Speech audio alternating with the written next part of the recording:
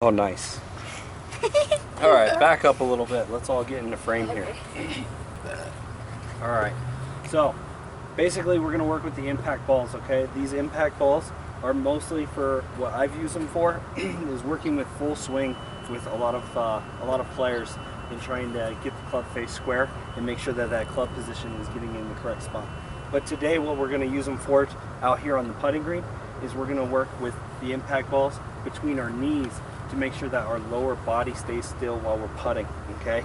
You guys watch a lot of golf, okay? What do you notice from the pros that you've seen when they're putting?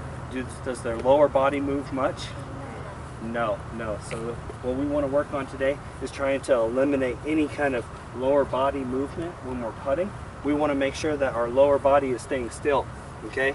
And by doing that, we can just put the impact ball kind of between our knees like this, and as we're putting, it's going to help kind of keep those knees locked and those hips from kind of moving too much when we're putting. Because one thing that I've seen from a lot of you guys, as well as your other teammates on the team, is that when you're putting, our lower body tends to move, and when our lower body starts moving, we get very inconsistent with our putting, because our putting stroke is not as consistent with trying to get that touch and feel of how hard to hit it.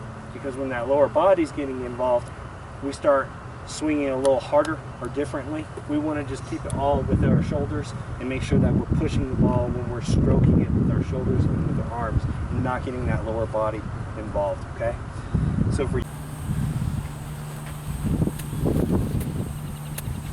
Alright guys, well, welcome back today. Appreciate you guys coming back. So today we're going to work on chipping, some pitch shots, as well as some bunker play, okay? So today I'm going to kind of teach you the goal of today, all right, is going to be to kind of teach you guys how to manipulate ball flight so that when we're working on pitch shots, chip shots, and bunker shots, we know how to play the ball to do different things, some laws, some principles, and then hopefully you guys can apply that and get some good feedback from how to place the ball, to position it to get that desired ball flight that you're looking for in terms of hitting it low and hitting it high. So I'm going to show you some law. I'm going to teach you about some of the laws, the principles that make the ball do what it does when you hit it, okay? So today I've set up kind of like a ladder drill here for us to work on. So I've got 3 golf clubs and then the net as the far one. We're going to try and work here, chipping balls over the first club and try and get consistent at landing it over the first club. And then we're going to step it up and go like a ladder all the way until we're trying to pitch shots into the net. So we're going to kind of chip to the short ones and then start hitting some pitch shots to the longer one. And then while we're doing that, I'm going to kind of teach you guys how to manipulate that ball flight, because we probably won't need to really hit them too high. As we start off short, we'll start to have to pitch and get them longer, but we can manipulate the ball flight to maybe if we want to hit a line shot in there and get it to bounce and roll out, or to hit a high shot to maybe try and fly it into the net. So we're going to work on those 3 different things. Different ball flights, how you change the ball flight with the ball relative to your stance, okay? So first of all, we're good.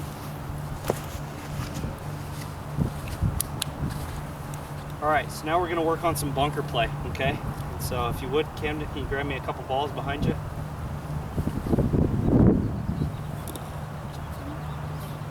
So the goal here is going to be trying to cover basically how we want to stand, place the ball position in order to get that ball high launch out of the bunker, okay? And kind of some of the principles that we want to go with, and the laws and principles to kind of feed off of what we were doing with pitching and chipping back there, okay? So when we're in the bunker, where are we going? All right, thanks for coming out today, this afternoon, guys. Appreciate it. Today we're going to work on some full swings, okay? We're basically going to pick a target out there. We're going to work on trying to hit the ball as straight as possible. We're trying to get whatever desired ball flight you want. Me, when I come out, I like to try and hit a draw as much as possible, because I like that to be my typical shot shape, is a draw.